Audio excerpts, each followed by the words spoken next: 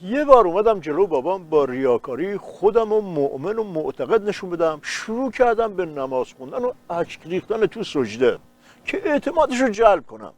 اونم نه گذاشت و نه برداشت، محکم زد پشت گردنم و گفت بلند شو خودتو نکش.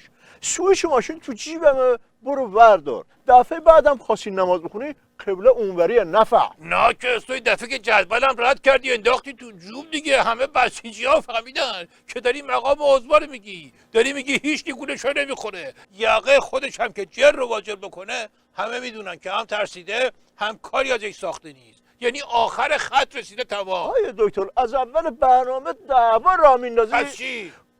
من برای ترتیب فضا یه حرفی چیزی گفتم، مگس هم تو هوا بپره ربطش میدی به ترس و بنبست مقام عظما.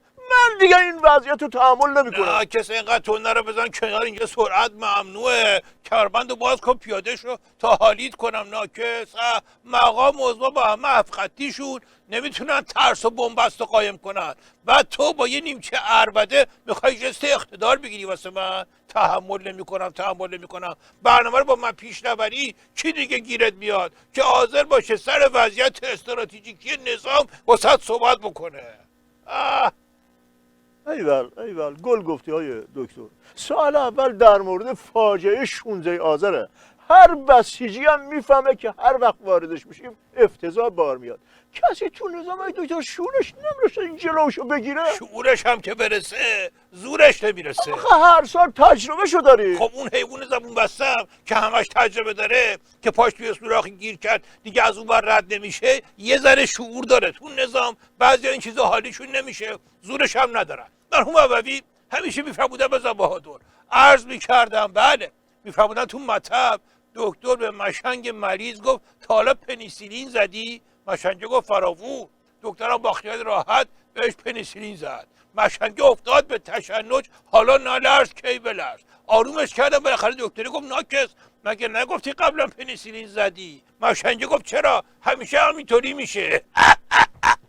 روشن شد یا بفرستم یه پنیسیلینی بزنی؟ دکتر روحانی بو کشید نرفت دانشگاه. این رئیسی چرا مشنگ بازی داره بود رفت؟ به خاطر اینکه عقلش نمیرسید که پنیر مجانی فقط تو تله موش پیدا میشه.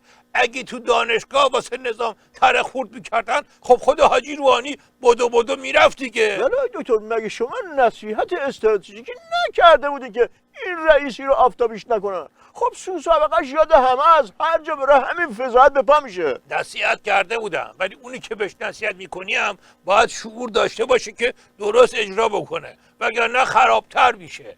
مرحوم ابوی همیشه میفرمودن بزن بهادر، عرض میکردم بله. میفرمودن دکتره به پیرمرده که یه رگ مشنگی هم داشت گفت بیماری قلبی داری، دارو نوشتم که بخوری، استراحت هم باید بکنی، مخصوصا از پله رو بالا پایین بری ها. تا 3 ماه بعد پیرمرده رفت پیش دکتر یه نگاهی کرد و گفت وضع قلبت یه خود بهتره. مشنگه گفت یعنی الان میتونم از پله بالا پایین برم؟ دکتر گفت آره. پیرمرده اخ خوشحالی پرید هوا، گفت آخ جان پدرم در اومده، بس که تو این 3 ماه از ناودون رفتم بالا، از پنجره پریدم پایین. روشن شد یا بفرستمت از ناودون بری بالا واسه خودت؟ آیه دکتر این تاجزاده تصویری از وضعیت نظام ارائه میده که هر بسیجی با شنیدنش سنگکوب میکنه، میگه قیاما شورشی تر میشن. اسم این تاجزاده مشنگ و جلو من نیار که دلم میخواد همچین با کف گرگی بذارم تو پوزش که شکمش رو زمین خط ترمز بندازه. ناکس تو همه کارهایی که نظام و بیروز انداخته بوده الان دل میسوزونه که آخ چرا اینطوری شدی. ناکس دیگه. مرحوم ابوی همیشه میفرمودن بزن بهادر، عرض میکردم بله. میفرمودن که مشنگه با افسوس میگفت هیچ وقت آخرین جمله پدر بزرگم قبل از مرگش یادم نمیره که بهم گفت نردبونو تکون نده بیشعور. آقای دکتر منم هیچ وقت صحنه تحویلدهی بودجه حاجی روحانی به لاریجانی یادم اوه، نمیره. اوه، اوه، خیلی غم انگیز بود. آره. عکساشو که با بودجه های سال قبل میذاره کنار هم معلوم میشه بودجه چلنده شده تحریم زده است. آره. بعدم اون حرفایی که بهش زدن سود سوزآور بود. این حرفا رو به میش بزنه میره پیشواز گرگ. آخه تقصیر خودشه. قپی اومدن و جس گرفتن با دست خالی خب صدا همه رو در بیاره دیگه.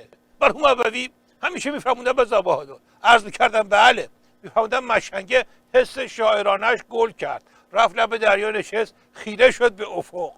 پرنده عشق اومد گفت برای دوستت یه نامه بنویس تا دلت واشه. مشنگه گفت قلم ندارم. پرنده گفت از پر من بگیر. مشنگه گفت جوهرم ندارم. پرنده گفت از خون من بگیر. مشنگه گفت ورقم ندارم. پرنده عشق گفت الاغ، تو که هیچی نداری غلط کردی به کنار ساحل خیره میشی به افق. آقای دکتر متاسفانه اول برنامه یک کدورت مختصری ایجاد شد که من بابتش عذرخواهی میکنم. آها، یه چیزی هست که تو فراوون داری، معرفت. یه چیزی هست که اصلا نداری، لنگه. باریکلا. دمتون گرم. با توجه به اینکه دعوا و رویارویی با شما در ابتدای برنامه انجام شده الان دیگه نیازی بهش نیست. خب بنابراین با خیال راحت یه سوال در مورد ولی فقیه میکنم.